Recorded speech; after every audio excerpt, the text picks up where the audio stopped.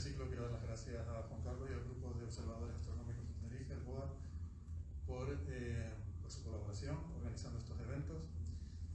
Y Alfred nos va a hablar hoy de la Luna. Alfred es doctor en física.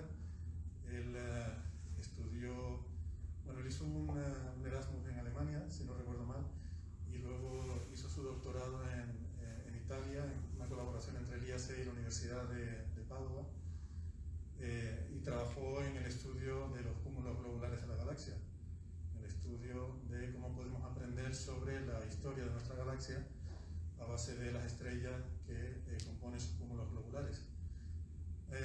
Después de un periplo en el que fue también astrónomo de soporte en GTC y en otros telescopios de aquí del IAC, pues ahora se dedica a la divulgación, que yo creo que es lo que más le apasiona, y me parece que hoy tendremos ocasión de comprobarlo escuchándole hablar sobre uno de sus temas favoritos, como es la Luna.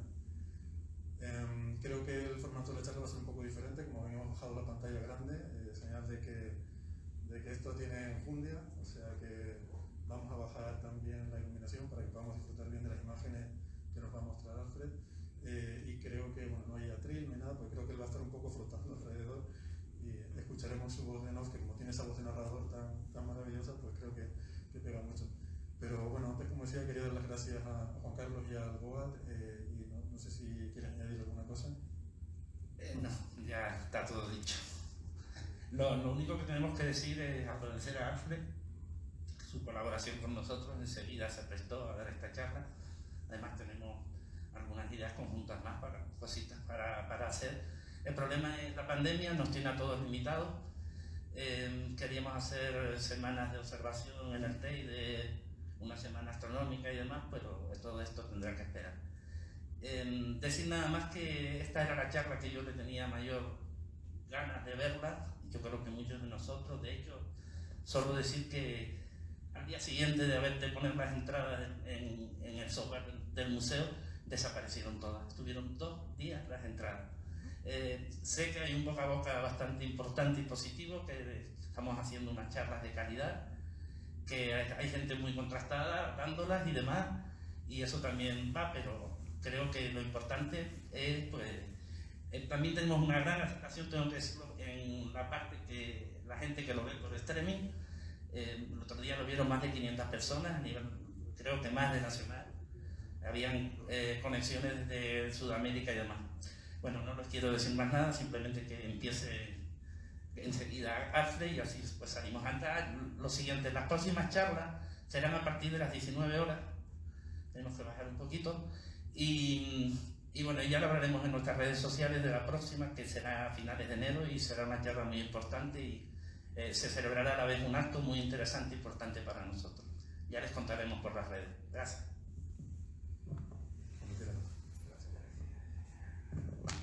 Hola. Bueno, con permiso voy a quitar la máscara. Sí, para que se me entienda algo. Pues se me oye bien así. Si prefieres, no me la quito y así no hay ningún problema. Bajamos las luces cuando pueda. Pues nada, buenas noches a todos, bienvenidos. No, yo creo que me voy a asfixiar con esto. Sí. Ya.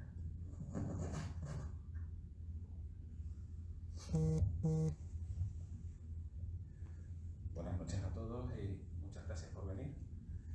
La Luna es uno de mis objetos favoritos, aunque para un astrofísico generalmente la Luna es simplemente un problema, porque claro, nos impide ver con la oscuridad que queremos el cielo. Para mí es un objeto bellísimo para enseñar astronomía y para llegar a todos los públicos, ¿no? Aquí estamos viendo cómo, pues bueno, en su movimiento acelerado, cómo se acerca, cómo va haciendo el movimiento de nutación, cómo van cambiando las fases. En la charlita de esta noche igual no aprenden cosas demasiado novedosas, pero bueno, la idea un poco es repasar qué sabemos de la Luna y bueno, que puedan utilizarlo también, como muchos de ustedes también son astrónomos aficionados, divulgadores en el fondo, pues que ganen algún recurso con el que puedan llegar mejor a su público. Para empezar, pues bueno, solamente empezamos un poquito por lo aburrido. El origen del nombre de la Luna proviene del latín, lucis, lucere, y del griego leucos, que significa brillante, que brilla. Sin embargo, bueno, en los los griegos, que eran siempre un poquito más listos que los romanos, utilizaron la palabra selene. Selene significa resplandor, como si ya intuyeran que la luz era prestada, en el caso de la luna. Hay muchísimos idiomas en los que la luna y mes sigue teniendo el mismo vocablo, como por ejemplo en checo, en ruso o en turco. Y bueno, la luna está presente en muchas cosas de nuestra vida, que iremos repasando algunas de ellas a lo largo de esta charla. Desde las primeras observaciones con telescopio, la luna jugó un papel fundamental. Hay 4 cosas fundamentales que observó Galileo con su pequeño telescopio de apenas 4 centímetros de diámetro.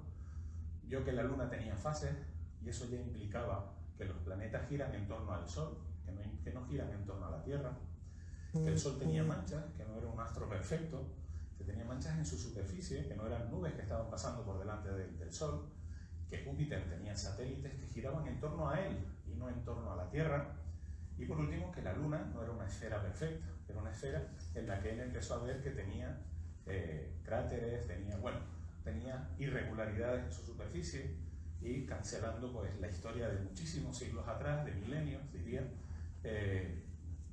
y cancelando esa historia de la perfección de los cielos.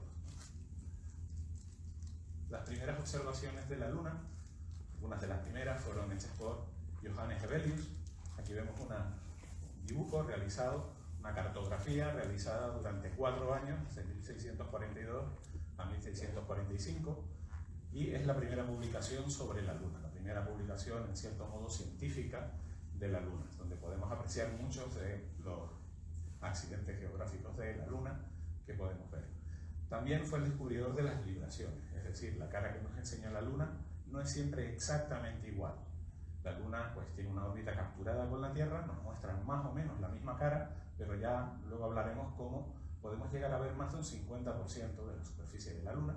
Y aquí vemos en esta en el libro, esta doble señal, cómo había caras que veía en unos momentos de observación y zonas que veía en otros momentos de observación. Más adelante comenzaron a ponerle nombres a todo lo que había en la Luna. Bueno, Grimaldi y Riccioli, como buenos italianos, partieron la Luna como una pizza y comenzaron en cada una de estas secciones a repartir los nombres. En las partes 1, 2 y 3, en la parte superior, en sentido horario, pues recibieron nombres de la Grecia antigua, como Platón, Atlas, Arquímedes. En las fracciones 4, 5 y 6 utilizaron nombres de la antigua Roma. Y en la parte 5, 6 y 7, así como fracción de la 8 completa, se usaron nombres de contemporáneos de Riccioli. Así que, si se preguntaban quién le puso los nombres, pues en gran parte fueron estos 2 astrónomos quienes denominaron los diferentes accidentes, mares, cráteres más notables en la Luna por el 1650, o sea, hace muchísimo, varios siglos atrás. Cuando uno se plantea observar la Luna, tenemos una observación de una imagen de la Luna, puede plantearse las distintas cuestiones. Los aficionados, los amigos, los niños que vendrán a preguntarnos, nos dirán, bueno, ¿y las fases de la Luna a qué se deben? ¿Son debidas a la sombra de la Tierra? Podemos plantearle distintas preguntas a nuestros espectadores, ¿no? Diferentes países observan distintas fases en la Luna. La Luna rodea la Tierra cada día. La verdad es que de manera relativa, aparente, es lo que parece, ¿no? La Luna parece que no rota, la Luna se ve que es un clásico que la Luna solo se ve de noche. Cuando queremos decir que algo es de noche, ponemos una luna. Cuando algo es de día, ponemos un sol. No caemos en que en la mitad del tiempo la Luna es visible de día perfectamente. En la Luna no hay gravedad, las cosas flotan, la Luna es más grande cuando la observamos cerca del horizonte. Pues bueno, todas estas frases, todas estas afirmaciones son falsas. Y iremos viendo un poco a lo largo de esta charla cuáles son las verdaderas respuestas y cómo funcionan. Pero bueno, para empezar, quería que nos relajásemos un pelín, sobre todo yo, y viésemos algunas imágenes de la Luna con algo de música. Y bueno, porque la Luna, sobre todo para mí, es gratificante su observación, es disfrutar de ella. Entonces, con un buen telescopio podemos observar enormes detalles en la Luna y todos los días podemos encontrar sorpresas en la superficie de la Luna.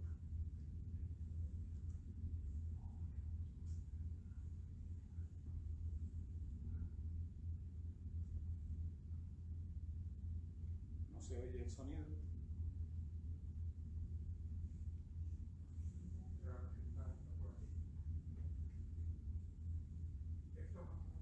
quiero que se vuelva.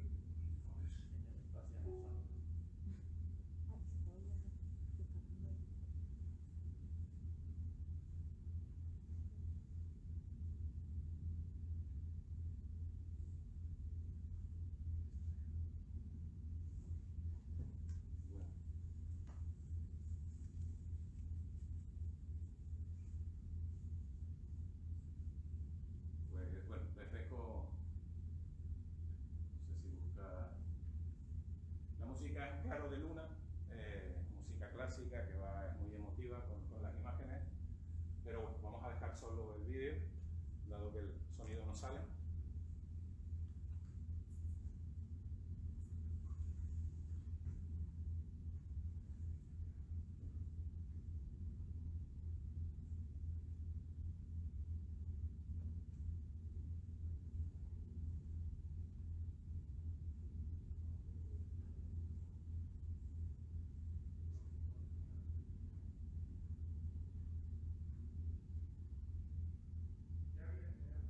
Bien.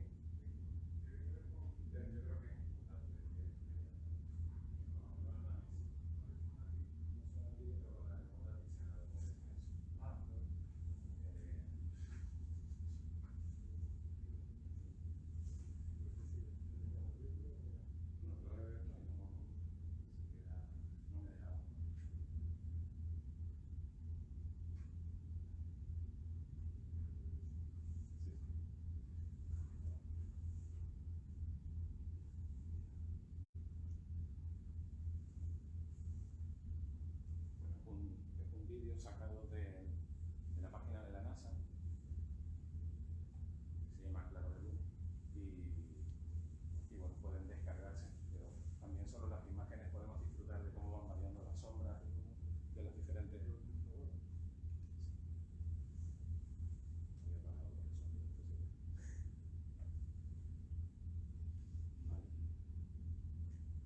Sí.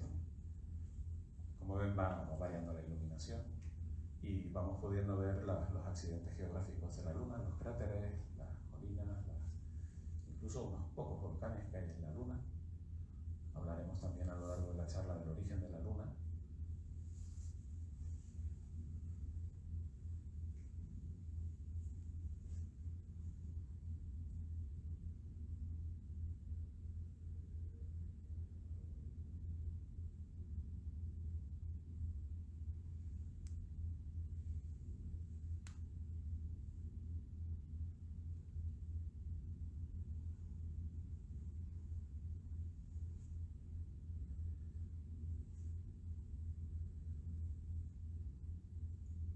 Bueno, sin sonido no es lo mismo. Intentaré al final resetearlo en la rueda, en la parte de preguntas y demás, y tratar de ponérselo para que lo disfrutemos con la música apropiada. Voy a seguir adelante. Bien, ya el otro día desde la misma página del museo me hicieron algo de spoiler, estuvieron hablando de los montes Tenerife en la Luna.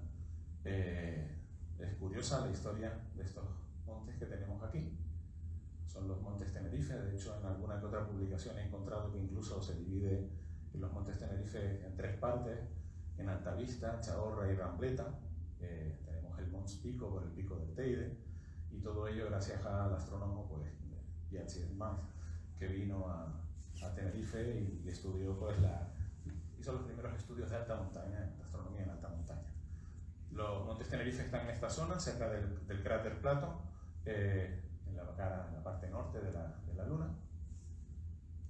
Y bueno, y aquí tenemos, en 1856, Sir Piazzi Smith vino a observar desde lo alto de Guajara, y bueno, arriba todavía quedan algunos restos de piedra de las zonas donde él estuvo trabajando y observando con su mujer. Vinieron en viaje de luna de miel, imagínense aquello, subir con un burro cargando con todo esto y montarlo ahí arriba. Y todavía sigue estando. Esto es Guajara, en la parte alta de Guajara, y bueno, con un compañero, con Antonio Darwich y yo, hicimos 7 paneles divulgativos que tratan de enlazar la astronomía con el paisaje del Parque Nacional del Teide. Entonces pueden encontrar esto es una vista del mapa donde están los distintos carteles, miradores, que se han llamado pues, miradores astrovolcánicos, que relacionan de alguna manera lo que están viendo con la astronomía. En el caso de donde está la rotundita de los Roques de García, encontrarán este cartel que explica escuetamente el tamaño, la distancia de la Tierra a la Luna y el porqué de los nombres de los montes Tenerife en la Luna.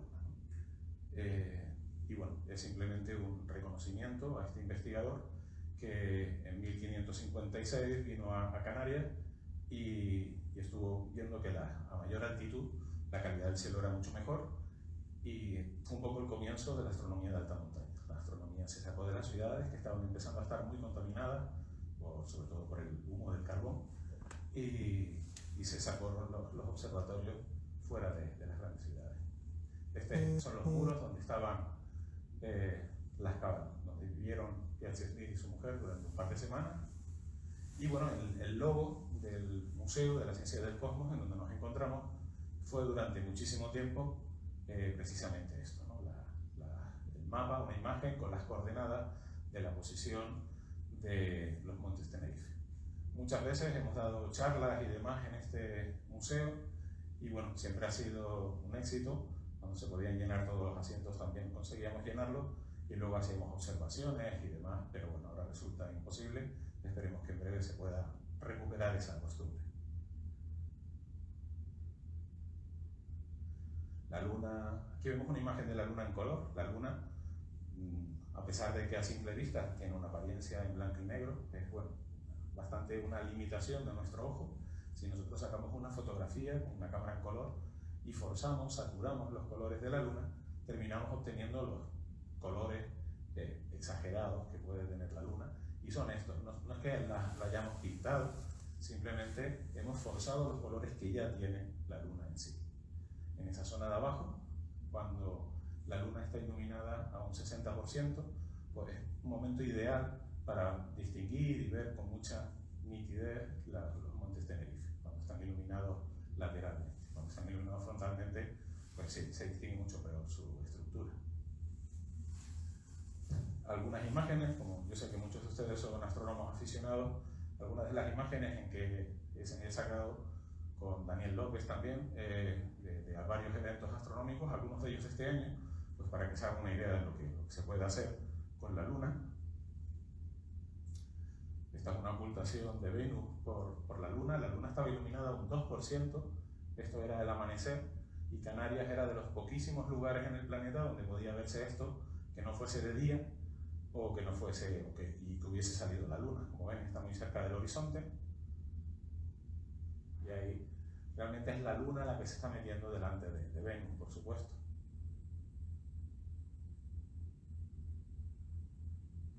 ¿Alguna otra imagen? Aquí este verano, la Venus se volvió a ocultar detrás de la Luna. Entonces, con un pequeño telescopio también conseguí sacar alguna imagen como esta. Vemos aquí Venus en fase con la Luna. Esa era una foto sacada de día prácticamente, eran las 9 de la mañana. Esta es una ocultación de Marte, también nos ayuda a comparar el tamaño de la Luna con los demás planetas. Esta era la instrumentación, un telescopio de 20 centímetros, una cámara planetaria de alta velocidad, y bueno, tomando numerosas imágenes pudimos sacar también este pequeño time-lapse de cómo se ocultaba. No es la Tierra ocultándose detrás de la Luna, pero bueno, otro planeta. Queda bastante curioso. Y bueno, y recientemente también pues, nos divertimos tratando de capturar la Estación Espacial Internacional, la tenemos allí, cruzar por delante de la Luna, del Sol o cerca de otros planetas.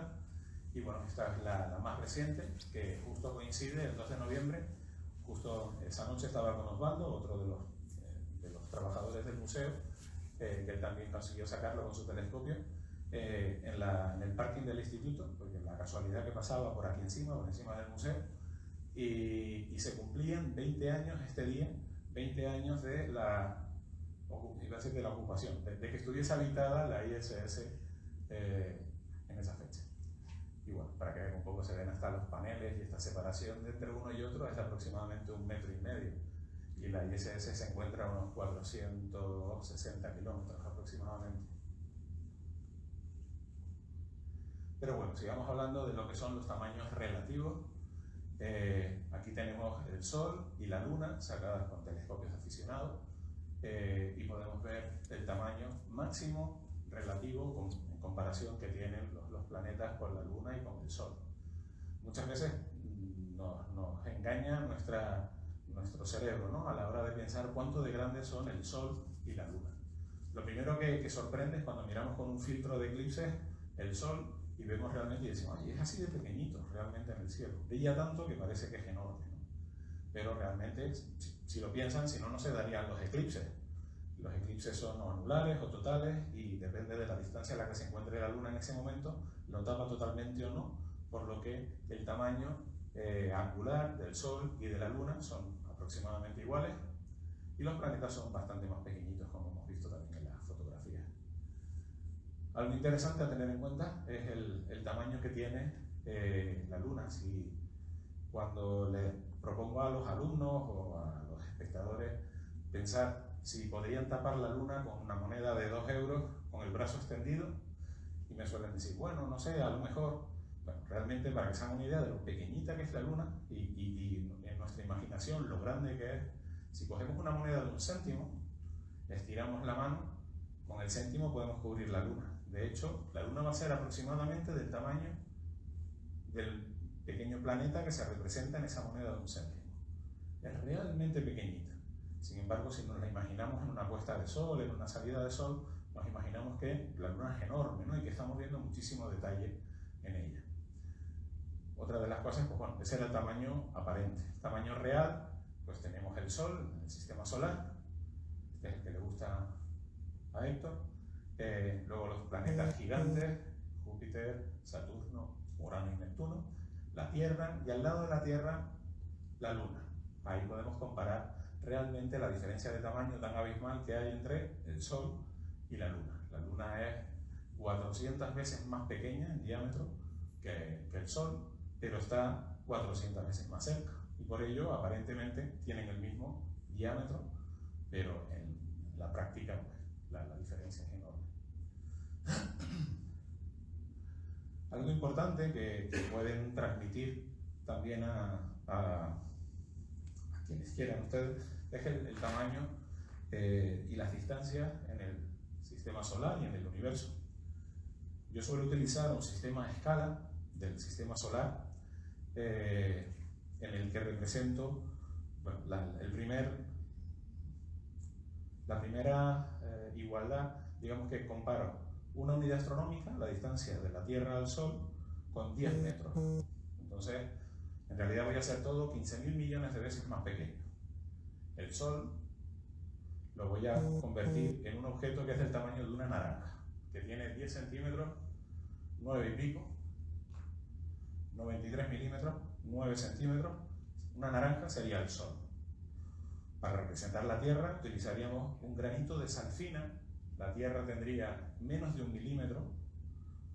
Un centímetro lo dividimos en 10, 1 milímetro, pues menos de 1 milímetro, 0,8 sería la Tierra. Y la tendríamos que colocar a 10 metros de distancia. Es decir, imagínense, pues en aquella pared, una naranja, y la Tierra sería del tamaño de un grano de sal fina en este otro lado. En medio, a 4 y a 7 metros, estarían Mercurio y Venus. También serían granitos de sal fina, más pequeñito el de Mercurio. Y Marte estaría a 15 metros. Los planetas gigantes, Júpiter y Saturno, estarían a 50, 100 metros. Y luego Urano y Neptuno serían del tamaño, bueno, Júpiter y Saturno serían del tamaño de un guisante, menos de 1 centímetro. Y Urano y Neptuno serían del tamaño de un grano de pimienta, de 3 milímetros, a 200 y 300 metros de distancia. Esas son las verdaderas distancias en el sistema solar. Nosotros, que somos unas máquinas, los humanos, hemos llegado hasta la Luna. La Luna habría que representarla con un trocito de grano de sal fina girando a 2,5 centímetros del granito de sal fina que representa la Tierra. Eso es lo más lejos que hemos llegado en el universo, que hemos pisado, y bueno, el objeto de la charlita de hoy. Lo otro más interesante en este caso, usando este modelo a escala, es pensar, vale, entonces el Sol es del tamaño de una naranja y la estoy viendo a 10 metros de distancia. ¿En dónde estaría la siguiente estrella más cercana? Porque las siguientes estrellas ya son puntitos brillantes, ¿no? Bueno, si estuviésemos situados en Canarias, la siguiente estrella, Próxima Centauri, sería del tamaño de una cereza aproximadamente, unos 2 centímetros, y habría que colocarla en Bruselas. En Bruselas tendría un granito de Salfina, sabemos que tiene un exoplaneta, tendría un granito de Salfina girando a medio metro a 50 centímetros de distancia. Y somos capaces de detectar ese exoplaneta, y somos capaces de detectar exoplanetas 100.000 veces más lejos que eso. Esa es la capacidad que tenemos actualmente para medir y estudiar planetas en torno a otras estrellas. Pero bueno, yéndonos un poquitito, saliendo de aquí. Bueno, otra curiosidad aquí era que la velocidad de la luz, por supuesto, se queda en 2 centímetros por segundo. Evidentemente, siempre la luz va a tardar pues 500 segundos en ir desde el Sol hasta nosotros.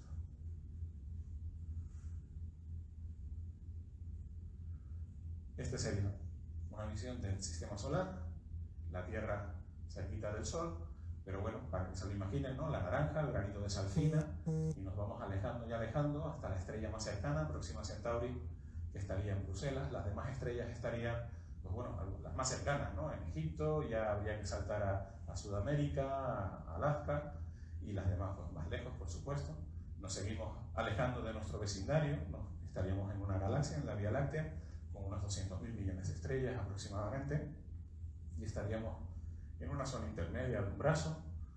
Y nuestra galaxia forma parte de un grupo, el grupo local, que contiene también pues, la Vía Láctea y Andrómeda. Andrómeda, de hecho, es una galaxia bastante mayor que la nuestra, 5 veces mayor. Es el objeto astronómico más distante que podemos ver a simple vista. Está a 2,5 millones de años. Eso significa que si nos pudiesen observar, no nos estarían viendo a nosotros ahora. Estarían viendo a Lucy, un homínido, evolucionar en Sudáfrica, porque sería la luz que les estaría llegando después de 2,5 millones de años. Nuestra luz pues tardará eso mismo en llegarles hasta ellos. Pues eso es el objeto más distante que podemos ver normalmente a simple vista. También le acompaña en M33, que es otra galaxia espiral un poco más pequeña, la galaxia del Triángulo, y luego todo un conjunto de pequeñas galaxias alrededor que están siendo poco a poco devoradas por las mayores, y en 5.000 millones de años pues estas dos galaxias van a chocar y van a haber un proceso de fusión. Nosotros formamos parte de un grupo de galaxias formado por unas 2.000 galaxias aproximadamente, que es el grupo de Virgo, que sería nuestro grupo local de galaxias, pero bueno, uniendo todos los grupos locales cercanos formarían el supergrupo de galaxias, y poco a poco vamos sumando todos los supercúmulos de galaxias hasta formar lo que es el universo observable. Pero bueno, la charla de hoy no vale todo esto, era solo para situarnos y ver en qué minucia nos estamos centrando hoy, pero la belleza que tiene la Luna, por supuesto. Esta es la Luna llena. Cuando saquen la Luna llena en una foto, generalmente es muy aburrida, y entonces alguna de las cosas más atractivas que pueden hacer es sacarle color, forzar la intensidad de colores para ver cómo cambian, incluso dentro de los mismos mares, pues van a ver cómo hay distintos tonos y van cambiando las características de la superficie. Hablando de las dimensiones de la Tierra y la Luna, vamos a comparar la Tierra con la Luna en este caso. Pues bueno, tenemos la Tierra y queremos saber qué tamaño podría tener la Luna. Visto aquí, ¿con qué aro se quedaría? ¿De qué color? Dejo que no lo digan, sino bueno, lo puede pensar cada uno. Yo creo que puede ser esta. Pues bien, efectivamente, este es el tamaño que tiene.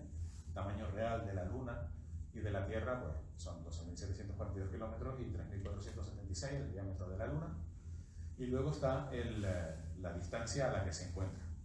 Una forma de tratar de mostrar la distancia real a la que se encuentran la Luna y la Tierra es utilizando, me permití robarle un balón a Héctor también, un balón de baloncesto, podría ser la Tierra, y una pelota de tenis podría corresponderse a la Luna.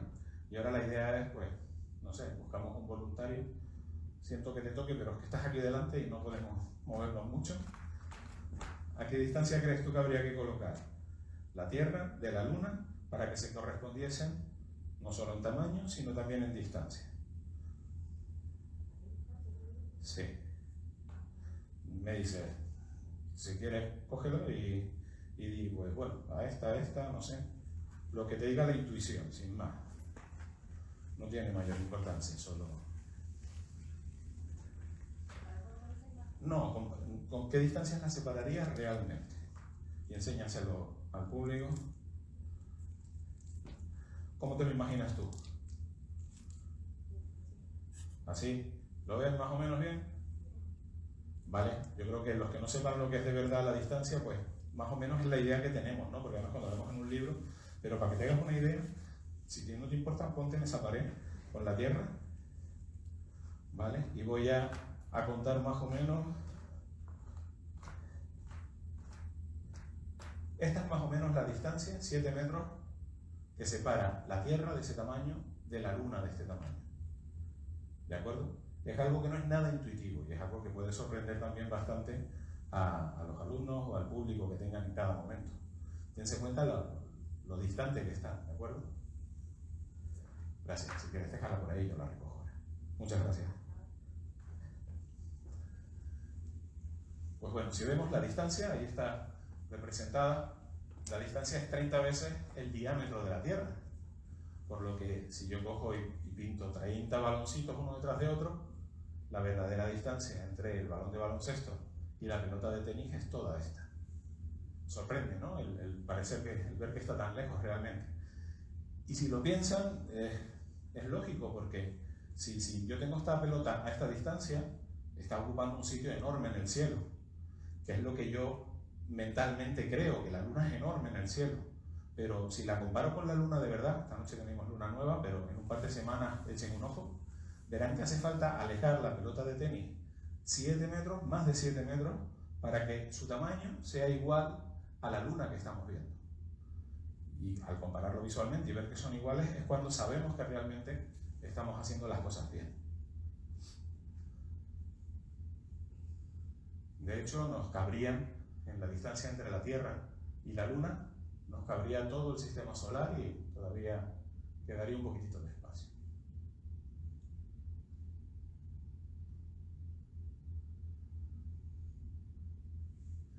Bueno, hemos visto la distancia es la distancia promedio.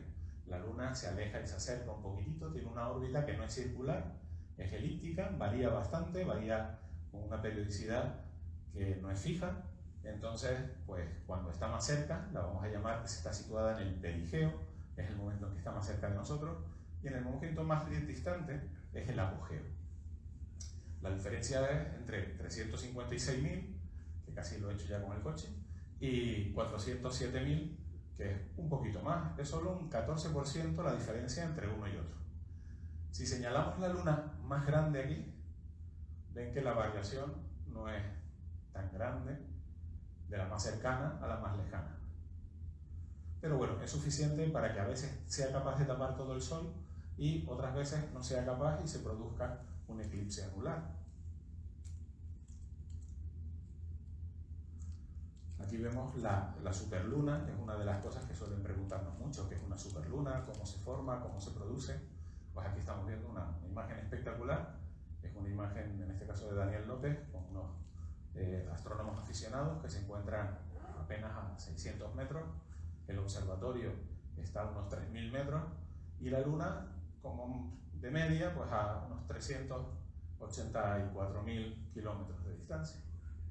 Lo que pasa es que el efecto de usar ese zoom, ese teleobjetivo, da la apariencia de que se trata de una luna enorme.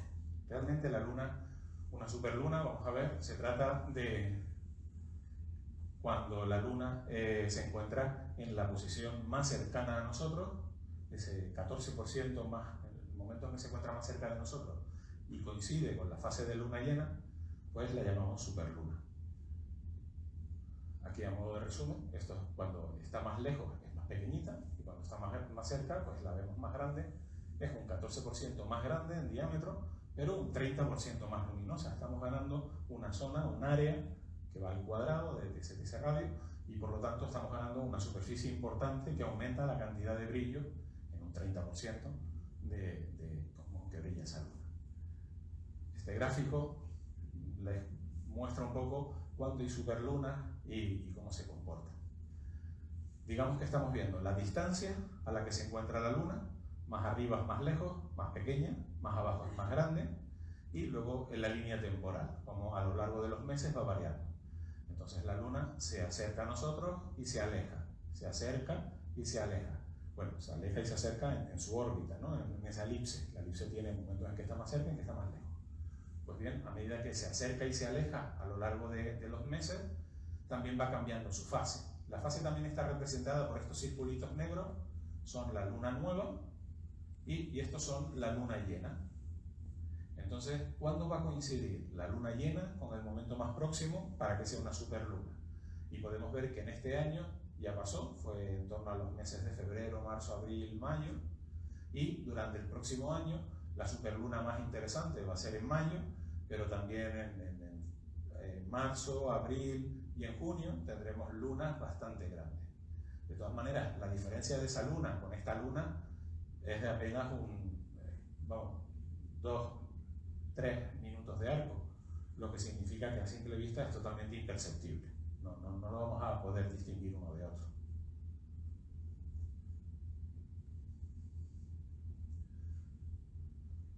Sobre los eclipses, bueno, ya sabemos que el eclipse se produce cuando la luna se introduce en el cono de sombra de la Tierra.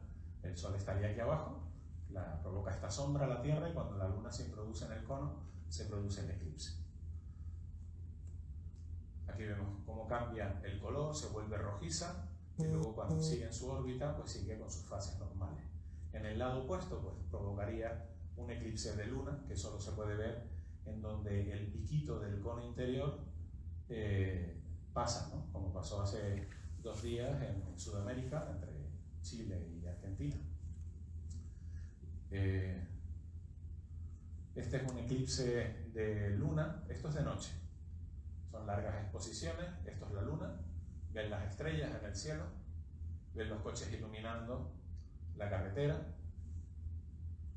están pasando las horas, hay telescopios observando, ven las estrellas como van recorriendo el cielo, y ahora la luna empezará a meterse en la sombra del cono de sombra de la Tierra y irá perdiendo todo su brillo, claro, y se volverá rojiza. Miren cómo aparecen todas las estrellas, es espectacular. Y además la luna cuesta encontrarla cuando está totalmente eclipsado, un eclipse total de luna. Uno sale a ver las estrellas y ve muchísimas estrellas y le cuesta encontrar la luna, no está uno acostumbrado a verla tan poco brillante. Entonces esto es un timelapse que hicimos ya hace unos años de un eclipse total de luna. Si tienen la oportunidad no se lo pierdan, es realmente espectacular.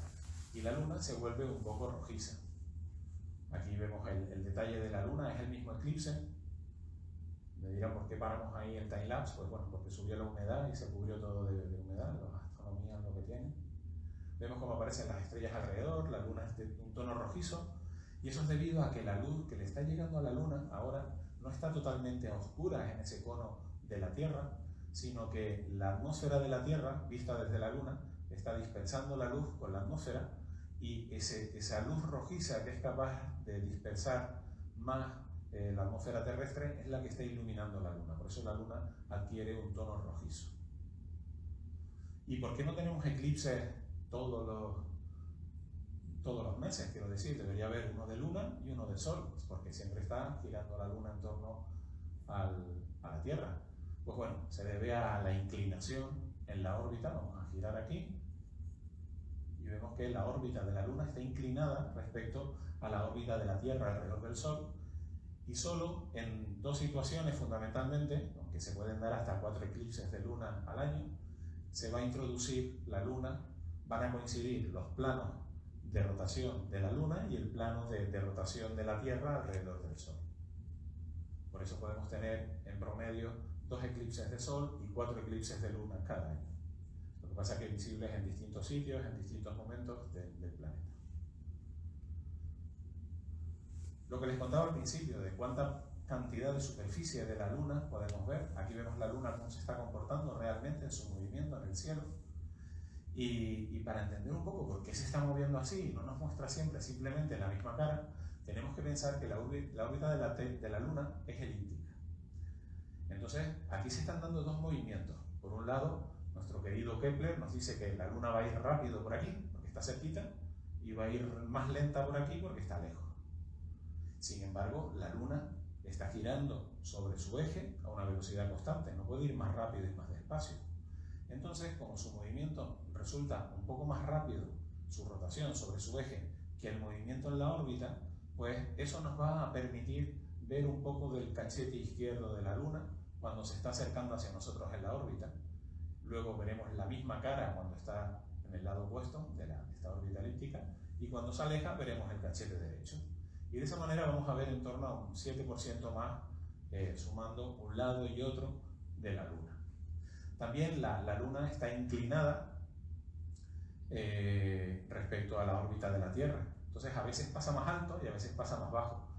Quienes observen la Luna verán que ahora en esta época está pasando baja en el horizonte sur, bastante baja, mientras que en febrero, en marzo, la Luna va a pasar casi por encima de nosotros.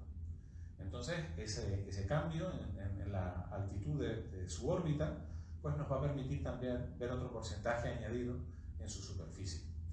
Y por último, la Luna, aunque está lejos, hemos visto antes el ejemplo, ¿no?, con el balón de baloncesto y la pelota de tenis, pero bueno, si nos vamos a la parte alta del balón de baloncesto, al polo norte, o al sur, o en un lado y en otro de la Tierra, ¿no?, derecha e izquierda, en el ecuador, vamos a poder ver con un cierto paralaje, con un cierto ángulo, un poquito más de la superficie de la Luna. Sumando todas estas posibilidades, podemos llegar a conocer el 59% de la superficie de la Luna simplemente sin salir de la Tierra, observando con nuestros telescopios.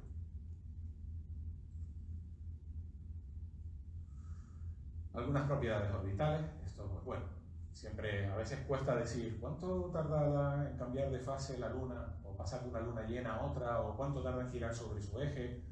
En fin, cuesta un poco entenderlo a veces, ¿no? Pues un breve resumen solo. La Luna está girando sobre su eje a la misma velocidad que da el movimiento orbital, por eso nos muestra siempre la misma cara. Si la Tierra estuviese fija respecto al Sol, en todo este recorrido hasta aquí, la Luna volvería a estar en la misma posición que al principio. Da una vuelta completa relativa a las estrellas cada 27,32 días. Sin embargo, muchas veces lo que nos interesa es cuándo es la luna llena y cuándo es la siguiente luna llena y la otra luna llena. Para que eso ocurra, la luna tiene que alinearse, pues, luna nueva, por ejemplo, alinearse con el Sol, Luna y Tierra.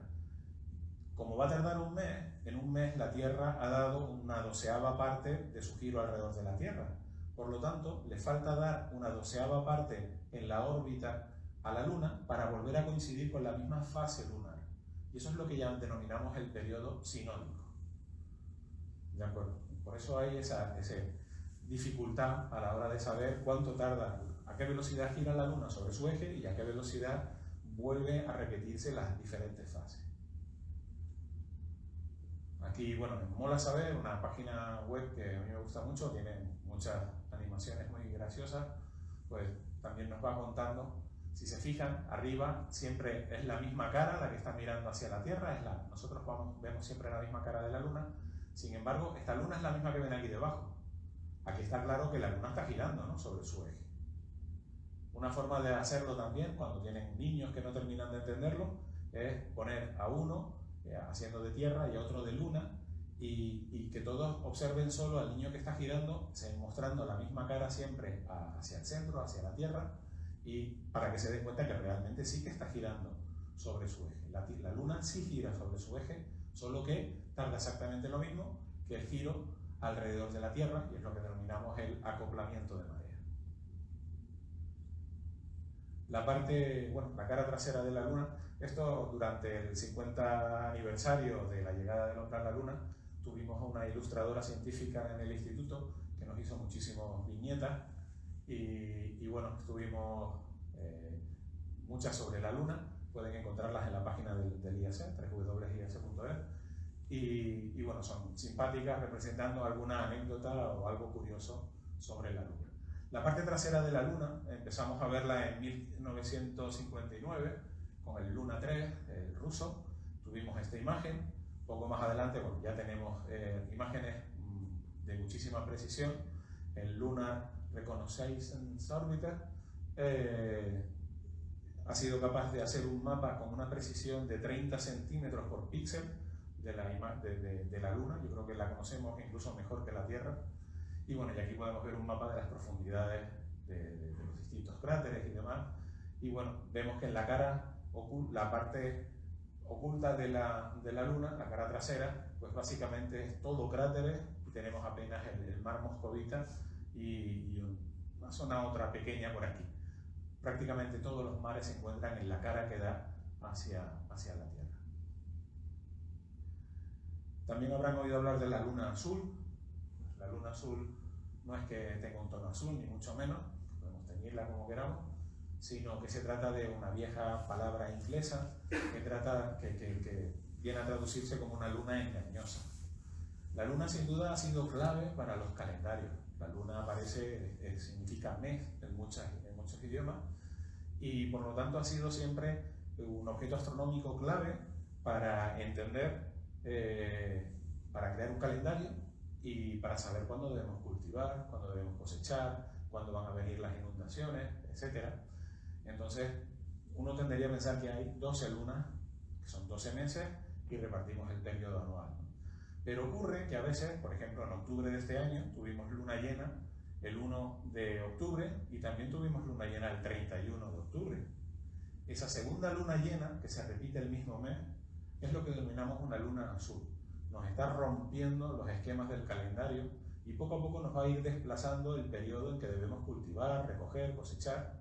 Y por eso, desde temprano se empezó a estudiar y saber cuándo la luna no se correspondía con el calendario. Aquí ven los distintos años, estamos en el 20, en octubre es cuando tuvimos la última luna azul. Se repite aproximadamente cada 2,6 años, por simplemente la periodicidad que tiene la luna, comparado con los días que tienen los meses del año, que son un poquitín más largos. Y como cosa curiosa, pues bueno, a veces se dan 2 lunas azules un mismo año, en el 2018, y no hubo ninguna luna llena en febrero, que es el único mes que puede ser más corto que el periodo de la luna. Y esto se repite cada 19 años o así. Y hay otro término de la luna azul, que es cuando entra una cuarta luna llena en una estación. Cuando en verano, primavera, verano, otoño, pues entra una cuarta luna, lo cual también rompía los esquemas del calendario, ¿no? Aquí, como ven, estos son los meses de arriba abajo, enero, febrero, marzo, etcétera, de este año, y van viendo cómo van variando las fases y ven cómo poco a poco se van desplazando, y en aproximadamente 2 años y medio, 2,6 años, pues se vuelve a repetir un poco el ciclo de las fases de la luna. Aquí tienen las lunas llenas representadas, y en octubre repetimos y ya sigue otra vez, de nuevo por abajo. Entre las propiedades físicas de la luna, pues bueno, la luna es pequeñita, una 81ª parte de la masa de la Tierra. Dicho así, parece un poco rollo de que se entienda, entonces yo prefiero mostrarles la luna. Y bueno, quiero que se imaginen una balanza. Queremos colocar el número de lunas que hace falta aquí para equilibrar la balanza con la masa de la Tierra. Entonces vamos a pintar las lunas correspondientes.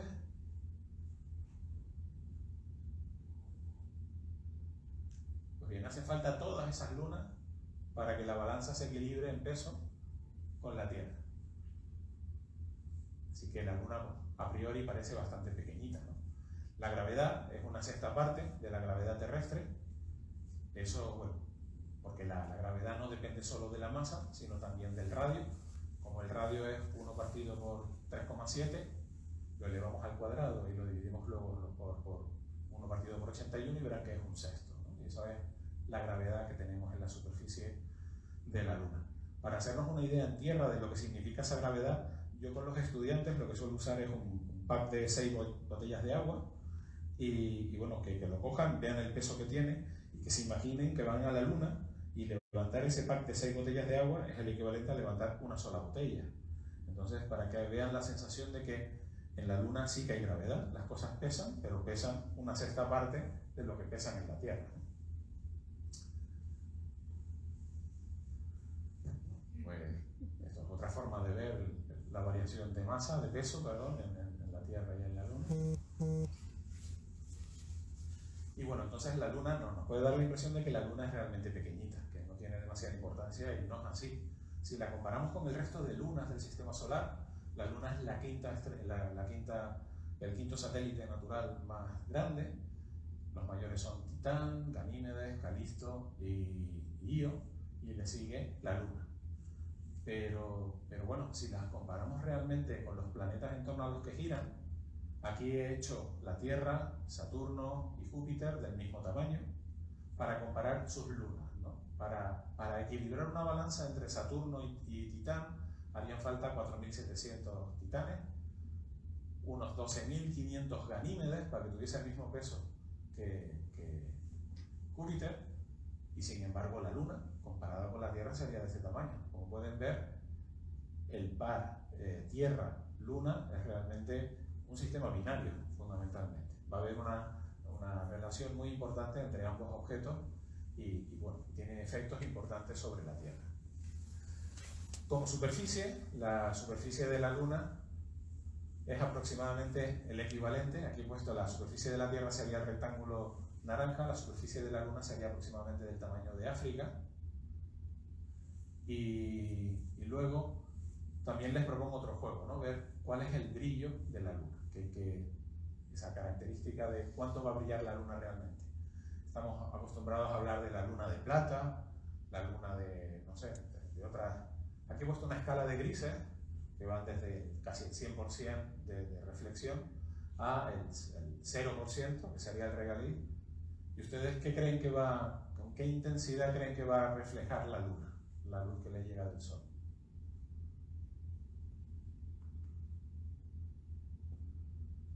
Pues la Luna realmente refleja muy poco. Técnicamente se denomina un albedo. Un albedo es la cantidad de luz que refleja respecto a la que le llega, y es de menos de un 10%. La Luna es oscura como el carbón. De hecho, se la pueden imaginar bastante bien cuando vayan al Parque Nacional del Teide o vayan a Lanzarote y vean esos mares de lava oscura. Pues bueno, la Luna es un mar de lava oscura, fundamentalmente cubierta de regolito, de polvo, debido a las colisiones de los asteroides sobre su superficie, que la han ido cubriendo de polvo. Pero como ven, la mayor parte son cráteres, y toda esta zona son zonas de lava, mares de lava similares a lo que vemos en el Parque Nacional del Teide. Aquí tenemos una imagen de la Luna y de Mercurio. ¿Por qué parecen tan similares? Aquí pues el reto normalmente con los alumnos es que vean que se parecen muchísimo, están llenos de cráteres por todas partes, la forma y demás es muy similar, y ello es debido a que no tiene atmósfera. No hay atmósfera, no hay erosión, no hay lluvia, no hay viento, no hay ninguna condición que perturbe esa estructura. Tal como queda después de un choque, pues va a quedar esos cráteres de forma casi permanente. La atmósfera en la Luna también es bastante llamativa. Aquí estamos viendo una de las pruebas que se hicieron en una de las primeras misiones.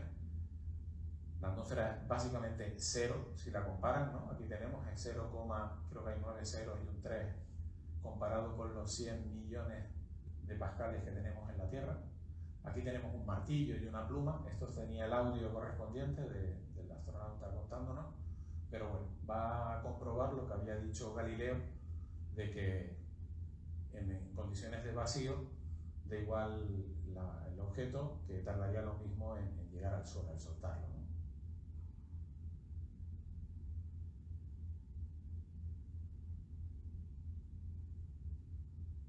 Vamos allá. Una pluma y un martillo de minero, de filología.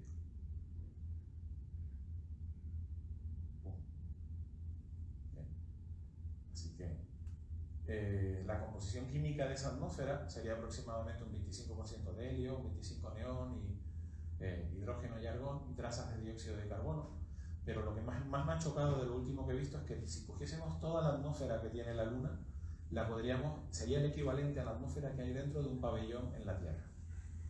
En un solo pabellón en la Tierra tendríamos la misma cantidad de materia, de gas, que hay en torno a toda la Luna. Así que está tremendamente vacía, ¿no? Veremos el vacío. Recientemente, bueno, hace unos 10 añitos, se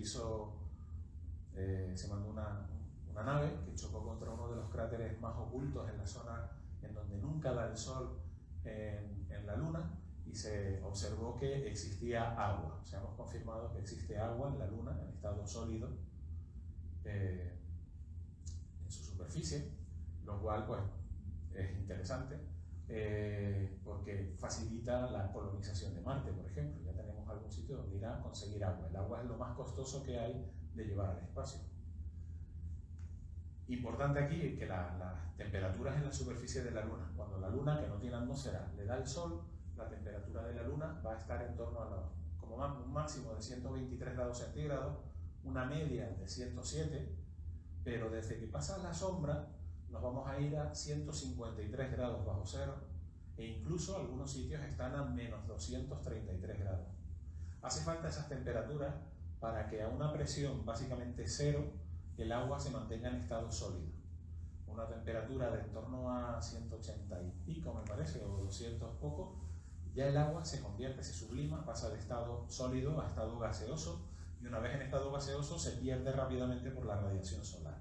Por eso, antes de este experimento pensábamos que la Luna estaba totalmente deshidratada, que no tenía nada de agua, y sin embargo ahora sabemos que en las zonas permanentemente a oscuras de la Luna existen trazas de agua, igual que también existen trazas de agua en el interior de algunos minerales, aunque no sea estrictamente en los polos más ocultos, sino bueno, en la cercanía. Fue la noticia más reciente que se ha obtenido hace unos meses. Se publicó que con el telescopio que va en un avión que se llama Sofía, observó zonas cercanas a los polos, pero no en los polos totalmente, y encontraron trazas de agua. La temperatura, también como otra cosa curiosa, uno tendría a pensar que a medida que nos alejamos del Sol, cada vez hace más frío, ¿y dónde buscaríamos la temperatura más fría que podemos encontrar en el sistema solar? En Plutón, en Caronte, ¿no? Algo así. Pues no, las zonas más frías que conocemos del sistema solar son los cráteres permanentemente a la sombra de la Luna. Se encuentran a una temperatura de 23 grados Kelvin. Una temperatura realmente bajísima, ¿no? No hay nada por debajo del 0 grados Kelvin. Esto ya sería la muerte térmica absoluta en el universo. Pues apenas por encima se encuentra es la temperatura dentro de los cráteres en la Luna.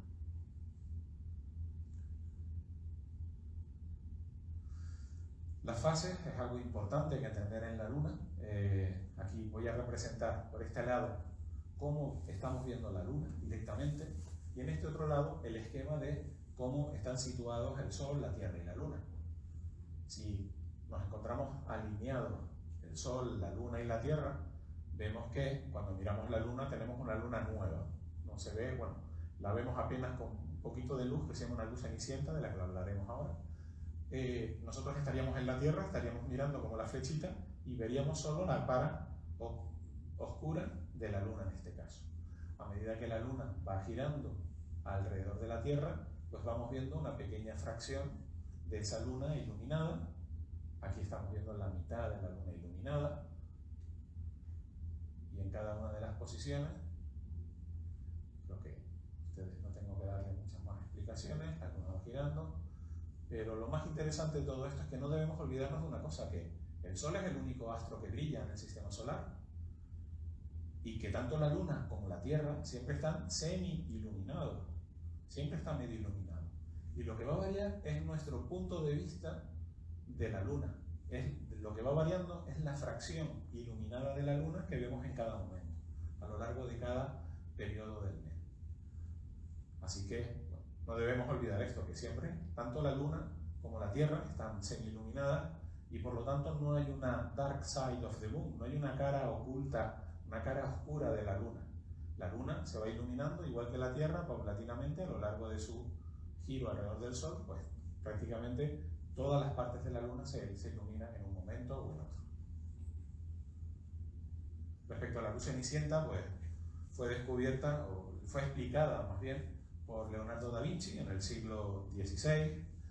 Y bueno, aquí ven el manuscrito, está al revés, como a él le gustaba, escribiendo con ambas manos al mismo tiempo incluso.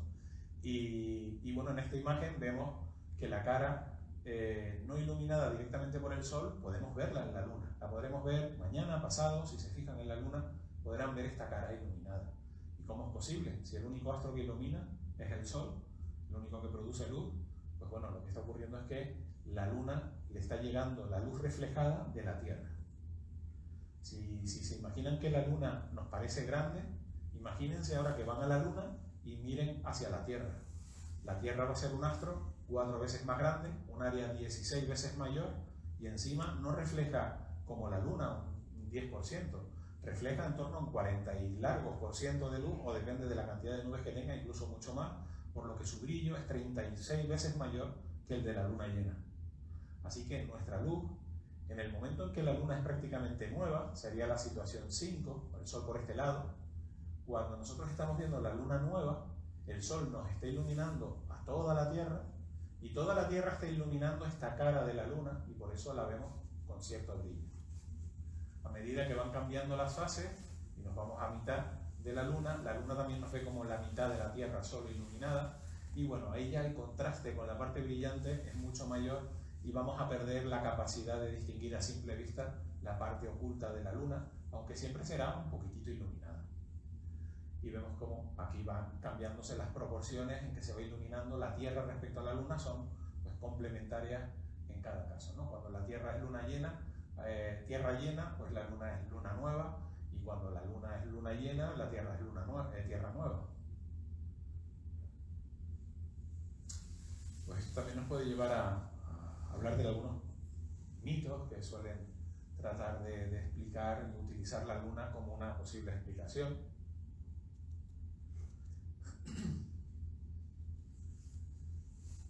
Uno de ellos, por ejemplo, es que hay más partos durante la luna llena.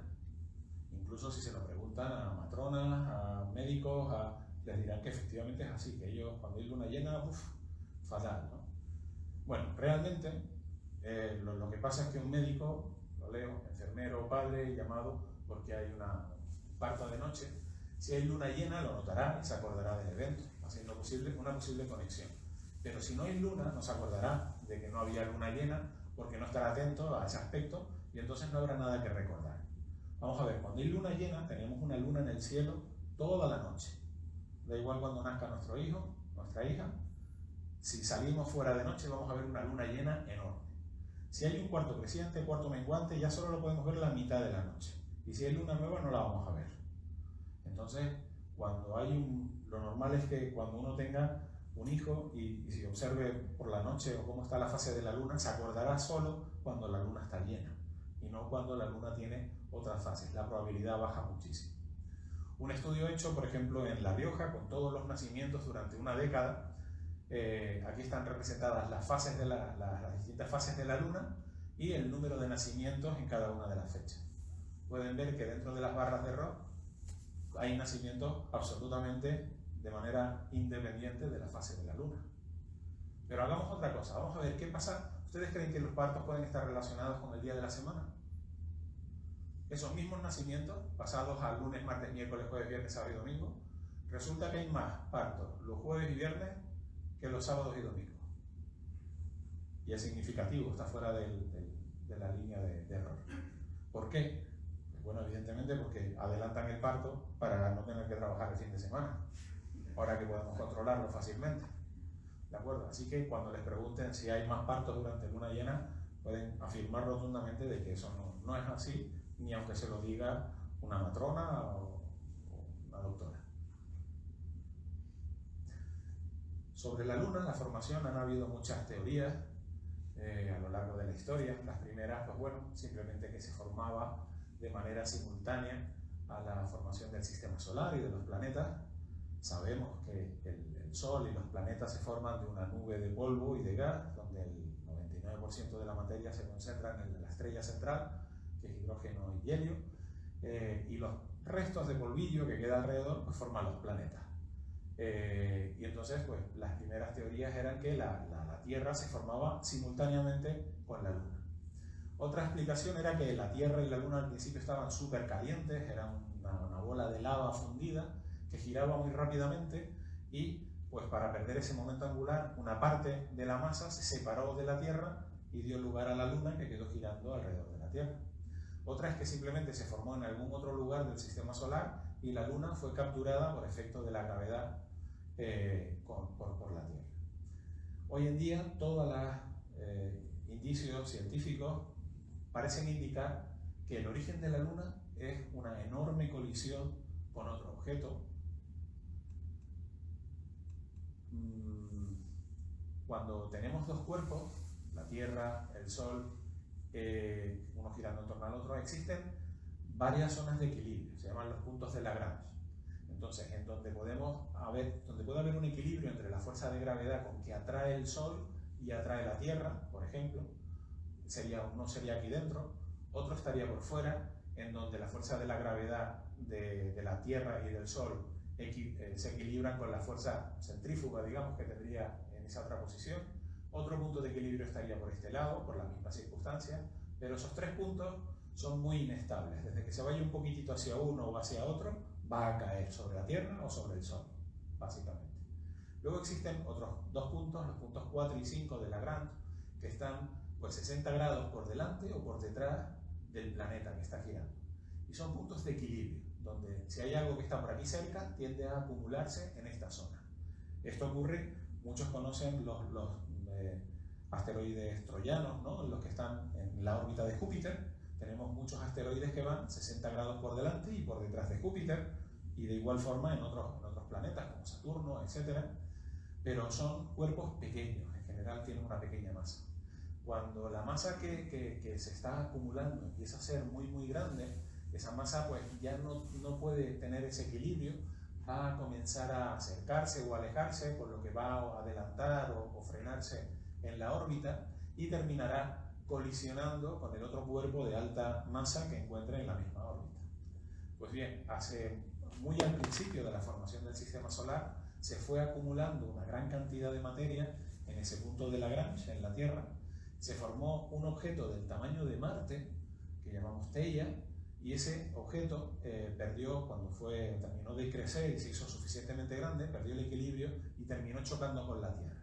En esa colisión, la parte más pesada, los elementos más pesados de ese cuerpo se fusionó con la Tierra y gran parte de la corteza de esa Tierra que se estaba formando fue expulsada al espacio para crear esa esfera que es la Luna. Así que el vídeo que vamos a ver a continuación, de nuevo sin sonido, pues van a ser los distintos pasos en la evolución de cómo esa bola recién formada básicamente de la estructura de la corteza de la Tierra primitiva, pues va evolucionando.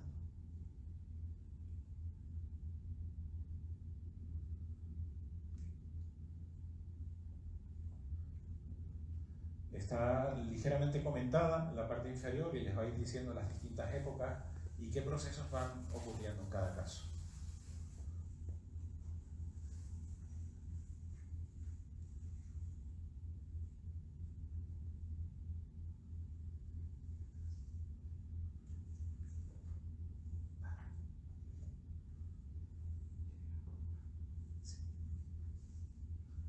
Bueno, vamos viendo, partimos de esa esfera con una corteza que se va solidificando y luego empiezan las colisiones con los restos que han ido quedando en órbita y con el sistema solar.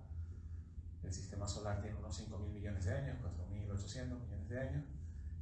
Pues todos esos planetesimales, esos cachitos del sistema solar van cayendo sobre la superficie de la Luna. Ahí, aunque parezca una terrible tormenta de rocas, dense cuenta que son 3.000 millones de años. O sea, puede estar cayendo una cada 5.000. No es que sea una tormenta que estemos apedreando la Luna de una manera bestial. Las zonas que se rompen más en la superficie de la Luna van a quedar como lava líquida, ¿no? Y bueno, poco a poco se va a ir solidificando. La Luna está en el vacío, igual que el Sol. Entonces no es fácil a un cuerpo en el vacío perder calor. Solo pierde calor por radiación, no por conducción ni las otras formas. Por lo tanto, el enfriamiento es lento y tienes pues lagos, grandes zonas de lava líquida durante bastante tiempo. Luego hay distintas fases de cráteres y bueno, son esos cráteres, el estudio de esos cráteres los que nos van a permitir o reconstruir esta historia en la evolución de la Luna.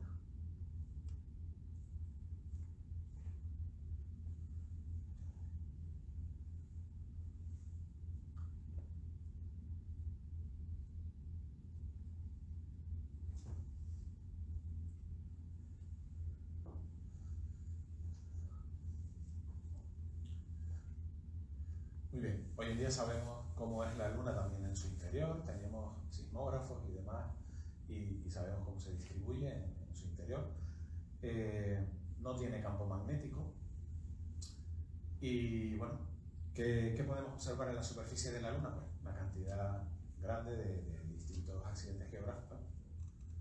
Perdón, ahí tenía que haber salido algo.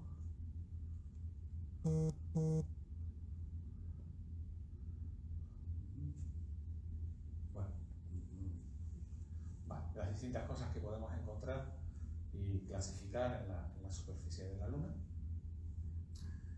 Lo más llamativo van a ser los cráteres, cubren enorme, más del 70% de la superficie de la Luna.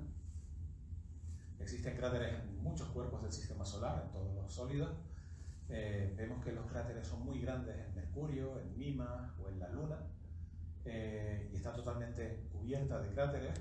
Eso es debido a que no hay atmósfera, no hay erosión, los cráteres no desaparecen nunca, tampoco tenemos movimientos de placas tectónicas que hagan que esto desaparezca, y tenemos cráteres de todos los tamaños, desde muy grandes a muy pequeños, desde centímetros a cientos de kilómetros.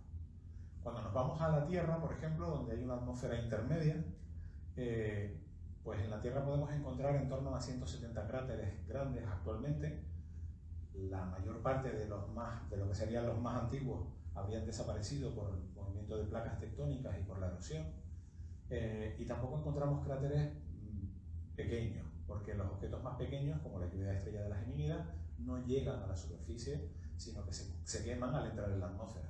En planetas con una atmósfera muy densa, 100 veces más densa como es Venus, pues los cráteres que encontramos son únicamente muy grandes, porque la atmósfera es tan densa que va a frenar incluso las rocas de tamaño medio, y solo las muy grandes son las que van a provocar esos grandes cráteres en su superficie. Para hacernos una idea de la...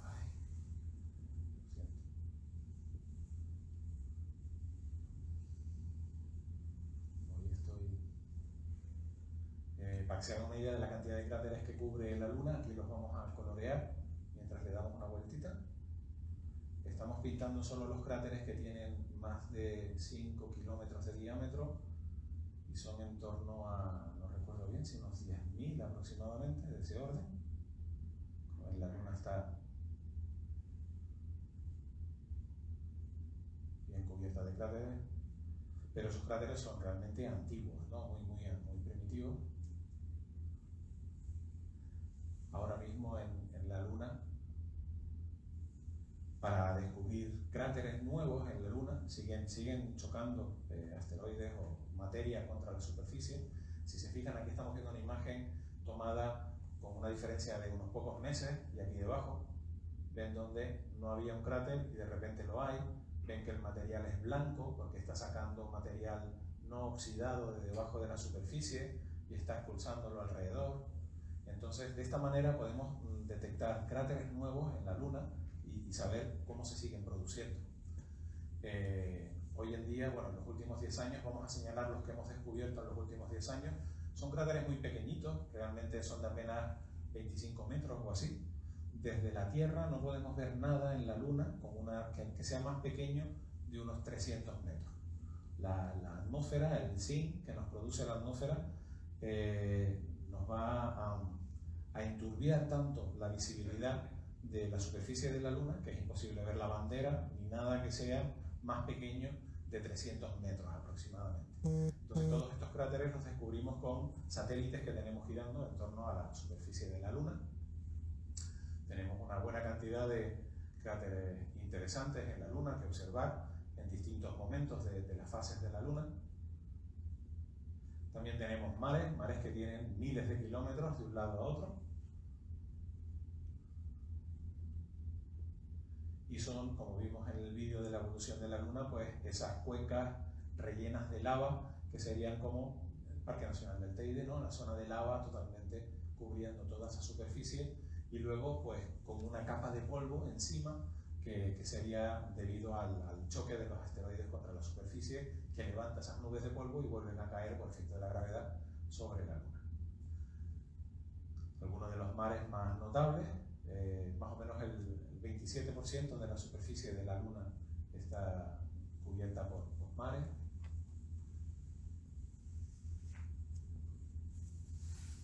El efecto de la Luna sobre las mareas, normalmente uno tiende a pensar que la Luna tira del agua de los océanos y entonces es donde se levanta la marea, pero en realidad tenemos una pleamar y una bajamar cada 12 horas. Entonces la explicación es esta: la Tierra y la Luna es un sistema doble, donde su centro de masa no está en el centro de la Tierra, sino desplazado, de manera que no solo la Luna gira alrededor de la Tierra, sino la Tierra también un poco alrededor de la Luna. Y entonces crea un movimiento centrífugo en el lado opuesto de donde está la Luna, que es aproximadamente igual el efecto en un lado y en otro de la Tierra.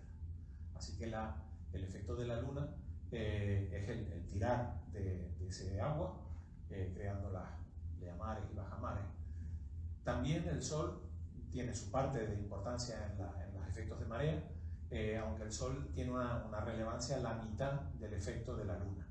Entonces, cuando la Luna y el Sol están en línea, se suman el efecto de ambas, que coincide, claro, con luna llena o con luna nueva, y las mareas van a alcanzar una altitud máxima de altura, máxima y mínima.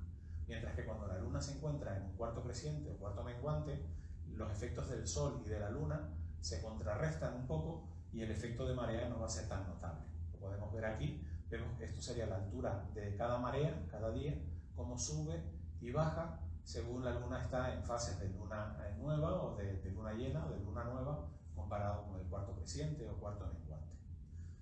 Como curiosidad, esta es la cantidad de agua que tiene la Tierra sobre su superficie. O sea, si separamos el agua de la Tierra, esta es el agua de todos los océanos y de todos los ríos y lagos en volumen comparado con el volumen de lo que sería una Tierra seca, y la Luna está tirando de ese volumen de agua líquida que es la que puede desplazar en la superficie de la Tierra. Y aquí podemos ver pues simplemente la presión atmosférica en el observatorio del Teide, pero como la Luna está tirando de las mareas que suben 1, 2 metros, 5 metros, depende del lugar, pues también va a hacer que cambie la presión atmosférica. Y entonces este pequeño zigzag que vemos en la presión, que sube y baja cada 12 horas, es debido al efecto de la Luna. ¿Qué más cosas? La Luna se aleja efectivamente de nosotros aproximadamente 4 centímetros al año y bueno, y va frenando en cierta medida la rotación de la Tierra. Los efectos de marea existen no solo de la Luna sobre la Tierra, también de Júpiter sobre Io, por ejemplo, con los volcanes de azufre, sobre la Luna de Encélado, de Saturno, donde produce estos géiseres de CO2 y de agua que se transforman en vapor. Y bueno, ya algunos de los otros mitos, ¿no? La Luna está llena de mitos, solo por tocar algunos. Pues uno de ellos es el que relaciona el momento de cultivar, cosechar y demás con las distintas fases de la Luna. Esto es una interpretación bastante moderna. Desde que se sabe que la Luna tiene un efecto sobre las mareas, se ha tratado de interpretar un cultivo ecológico a partir de la atracción gravitatoria de la Luna. Pero vamos a ver, ustedes cuando se dan un baño, el agua de la bañera de una hora, o sea, a 6 horas después no sube ni baja. Para que haya un efecto de diferencia de marea, diferencia de altura de agua, necesitamos una gran distancia, una gran diferencia en distancia entre ese agua. Por ejemplo, un lago no sube y baja la marea.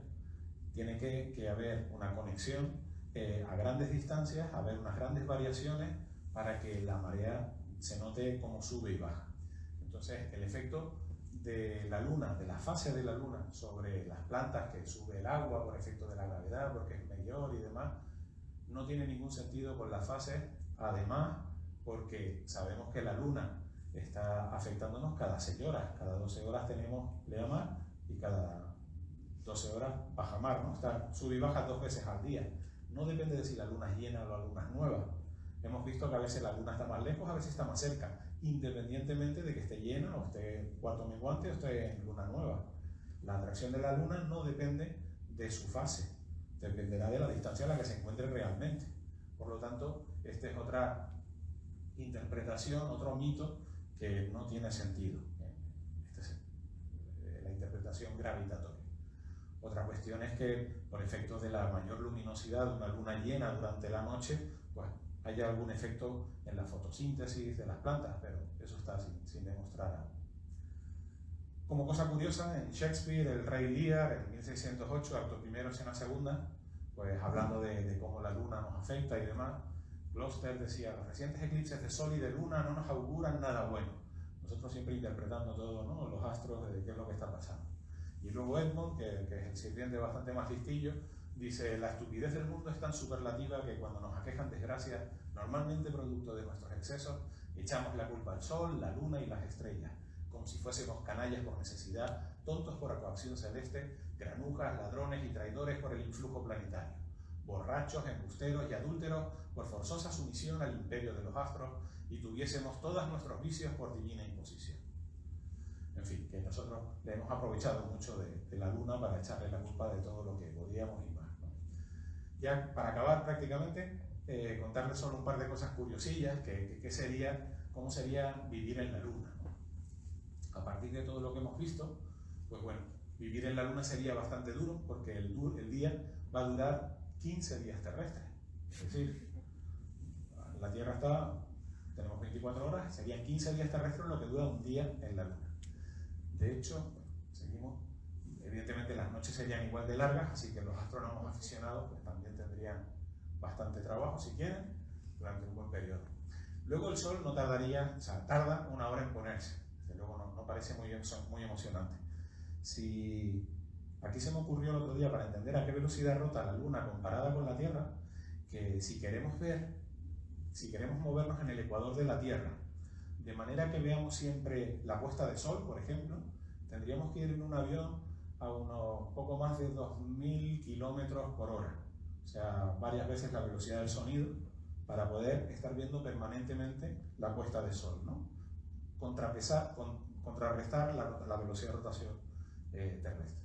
Si nos vamos a la Luna y queremos hacer lo mismo, podemos coger una bicicleta y ir a 15 kilómetros por hora, casi podríamos ir caminando, pero a mí me gusta más la bici, a 15 kilómetros por hora solamente, que es muy despacito, y a esa velocidad sería suficiente para contrarrestar la velocidad de la Luna. Y la verdad que me pareció bastante curioso.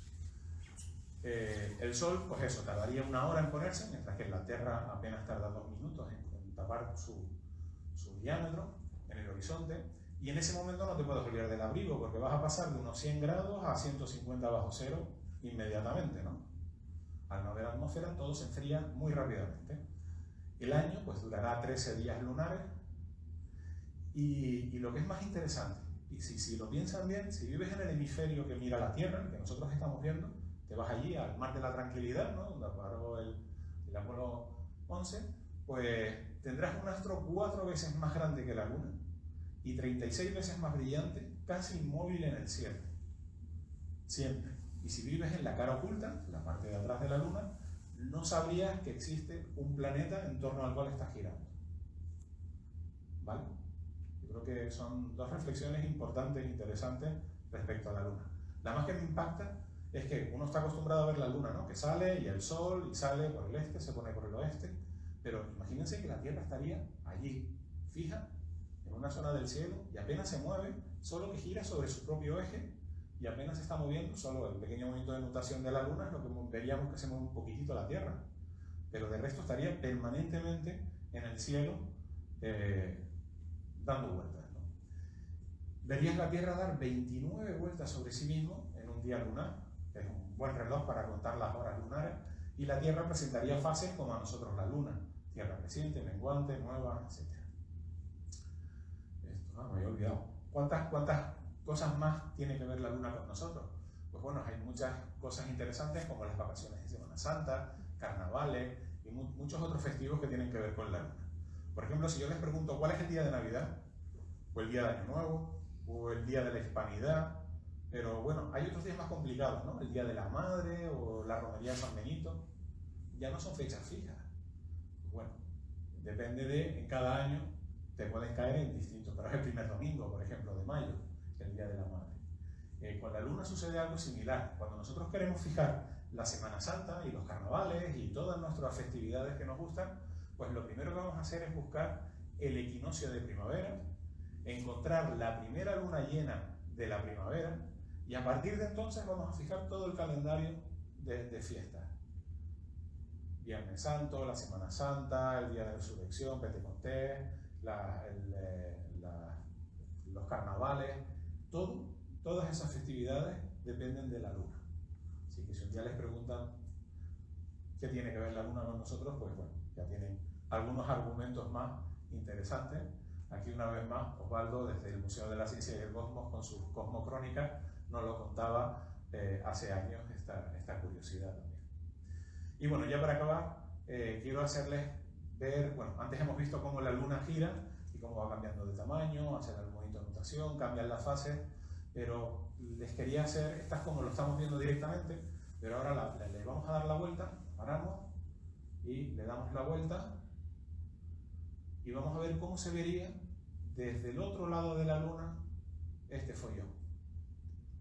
Se vería así, la Tierra girando 24 horas cada día, dando una vuelta en 24 horas, y sin embargo, fíjense que la fase de la luna va cambiando muy poco a poco. Es lo que les decía, aquí tendríamos que ir en un avión a 2000 km por hora para estar permanentemente en la puesta de sol, mientras que en la luna ir tranquilamente en una bicicleta nos permitiría a 15 km por hora equilibrar, contrarrestar el movimiento de rotación de la luna sobre su eje. De una forma un poco más realista en cierto sentido, pues bueno, si estamos en la luna, la Tierra está allí, ven que tenemos la misma fase, pero porque estamos viendo los dos desde el mismo lugar. Si estuviésemos en medio, las fases serían complementarias y realmente si estuviésemos en este lado de la luna, no sabríamos que existe un planeta, Tierra, en torno al cual estamos girando. Si estuviésemos en el otro lado, tendríamos ese objeto que apenas se mueve un poco, va cambiando de fase y está girando sobre sí mismo 29 veces en lo que dura un día lunar.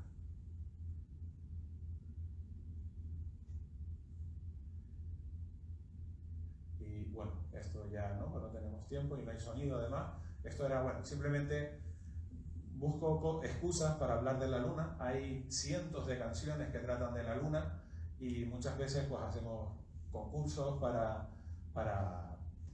saber de qué canción y demás se trata, o también si queremos animar una observación de la luna. Aquí en el museo, por ejemplo, hemos puesto siempre música muy variada, porque bueno, solo unos pocos están mirando por el telescopio, la mayoría no, entonces pues al menos pueden estar entretenidos oyendo música, bailando, comentando, y ahí no utilizar una música cualquiera, sino aquella relacionada con la luna, por ejemplo, ¿no? Y nada, dejo esto ya de fondo, girando. Podemos encender las luces si quieren y pasamos a una ronda de preguntas.